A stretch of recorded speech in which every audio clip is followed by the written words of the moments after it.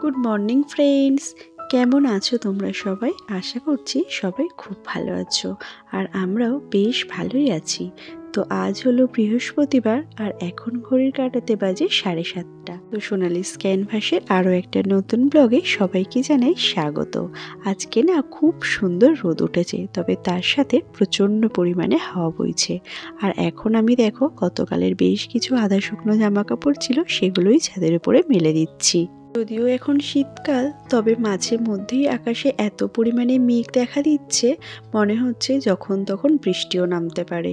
ঠিক তেমনই ওয়েদার ছিল গতকাল। জামা কাপড়গুলো ধুতে একটু দেরি হয়ে গিয়েছিল, তো সেই জন্য আর সবটা শুকায়নি। আর আজকে ঘুম থেকে উঠে পরে দেখলাম এত সুন্দর রোদ উঠেছে যে সমস্ত কাজ ফেলে ঝটপট করে আগে জামা কাপড়গুলো মেলে দিয়ে আসলাম। আর নিচে এসে ফ্রেশ হয়ে প্রত্যেক দিনের অভ্যাস মতো এক গ্লাস জল নিয়ে চলে এসেছি বারান্দায়। শীতকালের সকালে এরকম হালকা হালকা রোদে দাঁড়িয়ে জল খেতে আমার না দারুণ ভালো লাগে। তো এখন আমার জল খাওয়া শেষ, এখন চলো নিত্যদিনের কাজকর্ম শুরু করে দেওয়া যাক।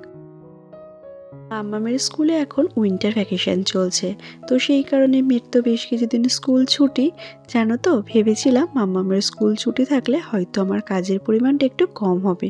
না গো, একদম তো কম হয়নি, বরং এখন মনে হচ্ছে বেড়েই গেছে। মানে যেহেতু ওর এখন খেলার সময়টা বেড়ে গেছে, তো সেই জন্য আমার কাজের পরিমাণটাও এখন বেড়ে গেছে। স্কুল থাকলে সারাদিনে যতগুলো খেলনা গুছাতে হয়, স্কুল না থাকলে তার দ্বিগুণ পরিমাণে খেলনা সারাদিন ধরে আমাকে গুছাতে হয়। তো যাই হোক, গতকাল রাত্রে যে ড্রাই ফ্রুটসগুলো ভিজিয়ে রেখেছিলাম সেগুলোই দেখো এখন ছাড়িয়ে নিচ্ছি। ছাড়িয়ে নিয়ে বেশ কয়েকটা আমি খেলাম, আর বাকিগুলো মাম্মামের জন্য এখন রেখে দিচ্ছি, কারণ মাম্মাম আর ওর পাপা আজকে এখনো ঘুমাচ্ছে। আর আমি ইচ্ছে করেই ওদেরকে ডেকে দিলাম না, কারণ মাম্মামের স্কুল থাকলে প্রত্যেক দিনে তো একটা নির্দিষ্ট টাইমে উঠে ওকে স্কুলে যেতে হয়। তো ভাবলাম এই কয়েকটা দিন ছুটি আছে, তো থাক, ও একটু ঘুমিয়ে নিক। আর ততক্ষণে আমার হাতের কাজগুলো সমস্ত কমপ্লিট হয়ে যাবে, আর তারপরেই ওকে ডেকে দেব।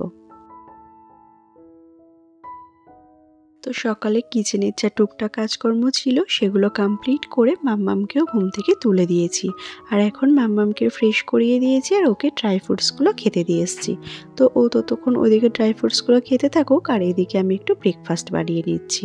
আজকে না ব্রেকফাস্ট একটু বানিয়ে নিচ্ছি সিমাইয়ের পায়েস।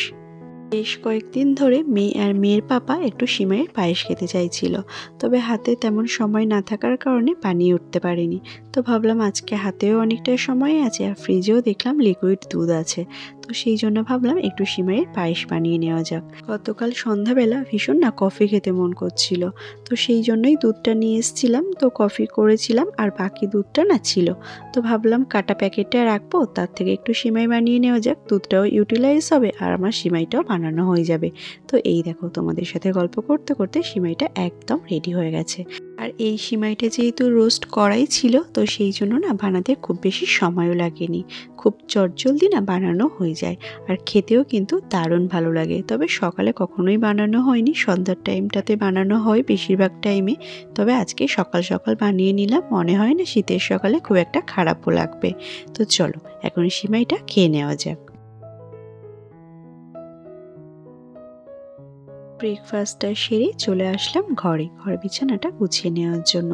যেহেতু আজকে মেয়ে আর মেয়ের পাপা ঘুম থেকে উঠতে অনেকটাই দেরি করে ফেলেছে, তো সেই জন্য ভাবলাম থাক, ওরা ঘুমাচ্ছে ঘুমাক, আমি ততক্ষণে কিচেনের কাজগুলো কমপ্লিট করে ফেলি। আর সেই মতো ওদের ঘুম থেকে উঠতে উঠতে আমার ব্রেকফাস্টটাও বানানো হয়ে গেছে। তো ভাবলাম তাহলে ব্রেকফাস্টটা সেরে তারপরেই থাক ঘর বিছানাগুলো গুছিয়ে নেব। আর তাছাড়া প্রত্যেক দিন একই রুটিন ফলো করতে কারোরই ভালো লাগে না, তাই না বলো? আর দেখবে মাঝে মধ্যে রুটিন ব্রেক করে কাজ করলে না, কাজ করতে একটা আলাদা পজিটিভ এনার্জি পাওয়া যায়, আর খুব চটজলদি কাজগুলো কমপ্লিট হয়ে যায়। আর এই কারণেই না আমি মাঝে মধ্যে এরকম গতানুগতিক নিয়মের বাইরে বেরিয়ে কখনো আগের কাজ পরে, আবার কখনো পরের কাজ আগে করে ফেলি। তো যাই হোক, তোমাদের সাথে গল্প করতে করতে বিছানাটা খুব সুন্দরভাবে গুছিয়ে নিয়েছি। আর এই যে দেখো, এখন জামা কাপড়গুলো ভাঁজ করে নিচ্ছি। অ্যাকচুয়ালি হয়েছে কি জানো তো, আমার হাজব্যান্ডের জেঠিমা, মানে আমার জেঠিমা শাশুড়ি, তো উনি আজ 3-4 দিন মতন হয়েছে মারা গেছেন। আর সেই কারণেই না জামা কাপড়গুলো একদম কাচতে পারছি না, মানে কাচতে নেই, যেহেতু আমাদের অসহ্য চলছে সেই কারণে। আর জানো তো আমি না প্রত্যেক দিনের জামা কাপড় প্রত্যেক দিন কেচে নিতেই পছন্দ করি, কারণ একসাথে খুব বেশি জামা কাপড় জমে গেলে না আমার আবার কাচতে ভালো লাগে না। তো সেই জন্য আমি প্রত্যেক দিন যেটুকু জামা কাপড় পরতো সেটাই সেদিনে কেচে নিতাম, আর তাতে না আমার খুব বেশি কষ্টও হতো না। তো সেটা তো একদমই করতে পারছি না, যার জন্য না প্রচুর পরিমাণে জামা কাপড় জমে যাচ্ছে, বিশেষ করে তো মাম্মামের। আর তার উপরে হাজব্যান্ডের জামা কাপড় তো আছেই, যেহেতু ও প্রত্যেক দিন অফিসে যাচ্ছে, আর তাছাড়া আমাদের জামা কাপড় তো আছেই। আর সব কিছু মিলিয়ে মিশিয়ে এত জামা কাপড় জমে যাচ্ছে যে তোমাদের কি বলবো। তো কি আর করা যাবে, ওই যেগুলো রেগুলার ইউজ করছি একটু ধুয়ে ধুয়ে জাস্ট রেখে দিচ্ছি, তারপরে অসহজটা কেটে গেলে একেবারেই সমস্ত কিছু কেচে কুচে গুছিয়ে নেব। তো যাই হোক, ব্রেকফাস্টটা সেরে এদিকে আমি জামা কাপড়গুলো ভাঁজ করছিলাম, আর ওদিকে হাজব্যান্ড গেছিল বাজারে পনির নিয়ে আসতে। আজকে দুপুর একটু পনিরের তরকারি করব। তো এখন বাজার থেকে ফিরে এসছে, আর এই দেখো আবার এক প্যাকেট মোয়ান এসেছে আর একটা কেকের প্যাকেট নিয়ে এসছে। যেহেতু গতকাল বড়দিন ছিল, তো কেক তো নিয়ে আসা হয়েছিল, তো সেটা না গতকালে শেষ হয়ে গেছে, তো মাম্মাম আরও একটু খেতে চেয়েছিল, সেই জন্য আজকে আবার এই যে ছোট্ট একটা কেকের প্যাকেট নিয়ে এসছে। জানো তো বড়দিনে না আমার ক্রিম কেকের থেকে এই ফ্রুট কেকগুলো খেতে কিন্তু দারুণ ভালো লাগে। আর কে কে আমার মতো বড়দিনে এই ফ্রুট কেক খেতে পছন্দ করো অবশ্যই কমেন্ট করে জানিও। আর তার সাথে আমার ব্লগগুলো তোমাদের কেমন লাগছে সেটাও কমেন্ট করে জানিও। তো এখন চলে এসেছি কিচেনে, চলো দেখাই তোমাদের আজকে দুপুরে কি কি রান্না বান্না করব। তো কেটে নিয়েছি ফুলকপি আর আলু, ফুলকপি আলু আর পনির দিয়ে করব। আর এদিকে নিয়েছি দেখো বাঁধাকপি, আর তার সাথে বেগুন, আলু আর টমেটো। তো বেগুন, আলু, টমেটো দিয়ে বাঁধাকপি হবে, আর আলু আর ফুলকপি দিয়ে পনির হবে। যেহেতু কোনো প্ল্যানিং ছাড়াই আজকে বাঁধাকপিটা রান্না করছি, তো সেই জন্য ছোলাটা আর ভেজানো হয়নি। তো কি আর করা যাবে, এই দেখো এখন ছোলাটা প্রেশার কুকারের মধ্যে দিয়ে দিচ্ছি কয়েকটা সিটি মেরে নেওয়ার জন্য। জানি অতটা সুন্দর হবে না ভিজিয়ে রাখা ছোলার মতো, তবে যতটুকু হবে ততটুকুতেই কাজ চলে যাবে। অ্যাকচুয়ালি হয়েছে কি বলো তো, যেহেতু তরকারিতে কোনো রকম হলুদ বা মাস্টার্ড অয়েল ইউজ করছি না, তো সেই জন্য না প্রথমে ভেবেছিলাম থাক বাঁধাকপিটা করবো না, হয়তো খেতেই পারবো না, কিন্তু তারপরে ভেবে দেখলাম যে করেই দেখি না কেমন লাগে। তো সেই ভেবে আবার বাঁধাকপিটা কেটে নিয়েছি। তো দেখাই যাক রান্না করার পর কেমন হয় খেতে। এই দেখো আলু, বেগুন আর টমেটোটা খুব ভালো করে ভেজে নিয়েছি, আর এই যে এখন বাঁধাকপিটা দিয়ে দিচ্ছি। বাঁধাকপিটা না অনেকটাই কেটে নিয়েছি, ভাবলাম দুপুরে তো হয়ে যাবেই, আর তার সাথে যদি একটু বেশি থাকে তাহলে রাত্রেও খেয়ে নেওয়া যাবে। আর তাছাড়া যেহেতু এখন মাছ, ডিম, মাংস কোনোটাই খাওয়া যাচ্ছে না, মানে দুটো বেলাতেই নিরামিষ রান্না করতে হচ্ছে, তো সেই জন্য ভাবলাম একটু একেবারে বেশি করেই করে নেওয়া যাক, রাত্রে যদি থেকে যাবে তার সাথে অন্য কিছু একটা করে নেব। এই কারণেই না একটু বেশি করে কেটে নিয়েছি, যদি এটা রান্না করার পর এতটা থাকবে না, অনেকটাই কমে যাবে, তাই না?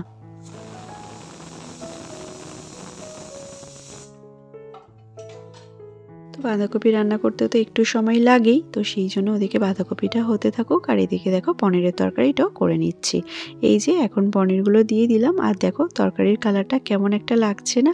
আর জানো তো আমি না কোনোদিনই এরকম 4-5 দিন একটানা নিরামিষ খাইনি, মানে আমি যখন থেকে বড় হয়েছি তখন থেকে মানে কোনোদিন খেতে হয়নি, এমনই একটা ব্যাপার। আমার দাদু যখন মারা গেছেন তখন না আমি অনেকটাই ছোট, তখন আমি ওই 4-এ পড়তাম, সেই কারণে খুব ভালো করে মনেও পড়ে না। আর আমার ঠাম্মি এখনও বেঁচে আছেন, তবে আমার তো বিয়ে হয়ে গেছে।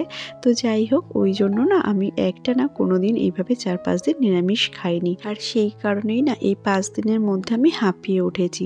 না না, নিরামিষ খাবার খেতে খেতে না নিরামিষ কি রান্না করব সেই ডিসিশন নিতে নিতে বুঝতেই পারছো দুবেলা যেহেতু নিরামিষ রান্না করতে হচ্ছে। তো যাই হোক, আমাদের হয়তো তেমন একটা প্রবলেম হচ্ছে না, যেহেতু আমার মেয়েটা খুবই ছোট, ওর না খুবই প্রবলেম হচ্ছে। তো কি আর করা যাবে, আর কয়েকটা দিন তো এভাবেই চালাতে হবে, তাই না বলো? তো ওদিকে পনিরের তরকারি হয়ে গেছে, আর মাম্মামের জন্য একটু ঝাল কম দিয়ে আবার আলাদা করে একটু পনিরের তরকারি করে দিলাম। আর এই দেখো এদিকে আমার বাঁধাকপির তরকারিটাও প্রায় হয়ে এসছে। আর একটু শিম আর আলু কেটে নিয়েছি, ওটা না ভাজা করে নেব। যেহেতু নিরামিষ একটু 2-3টে পদ না রান্না করলে না একদমই ভাত খাওয়া যাচ্ছে না, জানো তো। তো এই যে এই দেখো আমার বাঁধাকপির তরকারিটা একদম হয়ে গেছে। জানি দেখতে হয়তো একটু খারাপ হয়েছে, তবে আশা করছি খেতে অতটাও খারাপ হবে না। তোমাদের নেক্সট ব্লগে জানাবো যে মাস্টার্ড অয়েল বা হলুদ ছাড়া বাঁধাকপির তরকারিটা খেতে আজকে কেমন হয়েছিল। তো যাই হোক, আমার এই ধরনের ব্লগগুলো তোমাদের কেমন লাগে অবশ্যই কমেন্ট করে জানিও, আর যদি ভালো লেগে থাকে তাহলে প্লিজ একটা লাইক করে দিও। এই দেখো এদিকে আমি শিম আর আলু ভাজাটাও বসিয়ে দিয়েছি। তো আমার ভাতটাও হয়ে গেছে। তো চলো এখন টেবিলটা গুছিয়ে নেওয়া যাক। আর যে সমস্ত বন্ধুরা এখনও আমার চ্যানেলটাকে সাবস্ক্রাইব করোনি, যদি ভালো লেগে থাকে তাহলে প্লিজ আমার চ্যানেলটা সাবস্ক্রাইব করে দিই, আমার পাশে থেকো আরও নতুন নতুন ভিডিও দেখার জন্য। তো চলো তোমাদেরকে একটু দেখিয়ে দিই আজকের দুপুরের মেনুতে কী কী আছে। রান্নাবান্না কমপ্লিট করে মাম্মামকে স্নান করিয়ে দিয়েছি, আর তারপরে আমিও স্নান করে নিলাম। আর এই যে এখন মাম্মামের ভাত নিয়ে চলে এসেছি। তো মাম্মামের ভাতটা আমি খাইয়ে দিতে চাইলাম, কিন্তু ও বলল যে ও আজকে একা একাই খেতে চায়। তো সেই জন্য ওর ভাতটা মিশিয়ে দিলাম। আর এই যে দেখতেই পাচ্ছ ও এখন একা একা ভাত খেয়ে নিচ্ছে। আর আমি না বুঝতে পারছি আমার মাম্মামের খেতে একটু প্রবলেম হচ্ছে। একদম মাছ মাংস ছাড়া এই 4-5 দিন শুধুই নিরামিষ দিয়ে ও খাচ্ছে। তো আমার সত্যিই কিছু করার নেই, কয়েকটা দিন না গেলে আমিও বা কী করবো বলো, তাই না? তো যাই হোক, মাম্মাম ওদিকে খেতে থাকুক আর আমি এইদিকে চলে এসেছি, ভাত বেড়ে নিচ্ছি। আমি আর আমার শাশুড়ি মা দুজনে খেয়ে নেব। হাজব্যান্ড তো অফিসে বেরিয়ে গেছে। তো এই যে দুজনের জন্য ভাত নিয়ে নিলাম। তো চলো এখন খাওয়া দাওয়া করে নেওয়া যাক। আর আজকের ব্লগটা কেমন লাগলো অবশ্যই কমেন্ট করে জানিও। ভালো লাগলে লাইক করে দিও, কমেন্ট করো, আর চাইলে তোমরা শেয়ারও করতে পারো। তো চলো আজকের মতো টাটা। সবাই খুব ভালো থেকো, সুস্থ থেকো, আর অবশ্যই নিজেদের খেয়াল রেখো। দেখা হবে আরও একটা নতুন ব্লগের সাথে। ততক্ষণের জন্য ভালো থেকো, সুস্থ থেকো এবং সাবধানে থেকো। Thanks for watching.